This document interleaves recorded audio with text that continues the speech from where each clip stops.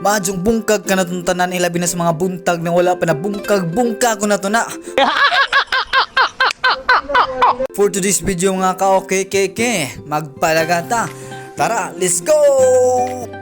Ugway paglangan-langan og niabot na ta sa highway ug kauban din nato karong adlaw si Sano Sean Kenneth Cagas, ang pinakaluyal ug gwapo sa barangay Danao. Og namalit na dimi og lamas kay maglitson manok dami kauban namong pari sa among parokya nga si Father GC Cotanda og kauban sa akong kaubang altar boy nga si Janet Cabaging og Crisanto Ampo og Seminarian Vincent. So anay daghang istorya og niabot na ta sa atong binyo sa atong kaliguang dagat. Mao dani ang gitawag nila Kabigay Beach. Dani makita ninyo ang pinakanindot ug puti nga balas sama sa imong kutis porselana. Og daring napita mo ng ginluan ng manok Bisaya kay mao ni among lechonon.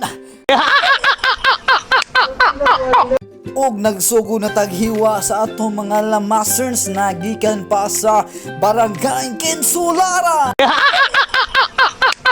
Og daghan na di ko nahiwa nga kamatis og gisunod din nato ang sibuyas dahonan. Og atong isunod ang Bombay nga gikan pa sa India. Og bago ta maghiwa magsuot tag helmet.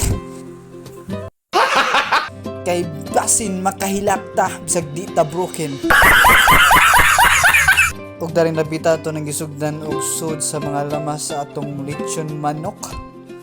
So mao ni guys, ako nang gisuksok ang manok. What? Ay ang lamas di ay sani ba?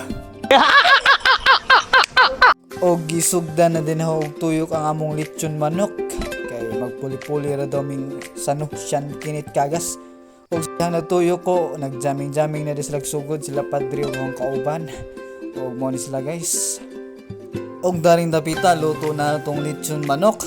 Og wanay daghang istorya og mga onata.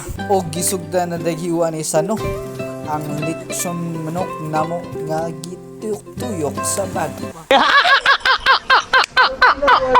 Og wanay daghang istorya og mga onata. Og wala dito ka video pagkaon kay full storage na akong cellphone. Og tara mga ligo na ta. Og dari ko taman sa akong video og daghan kayong salamat sa inyo pagtanaw.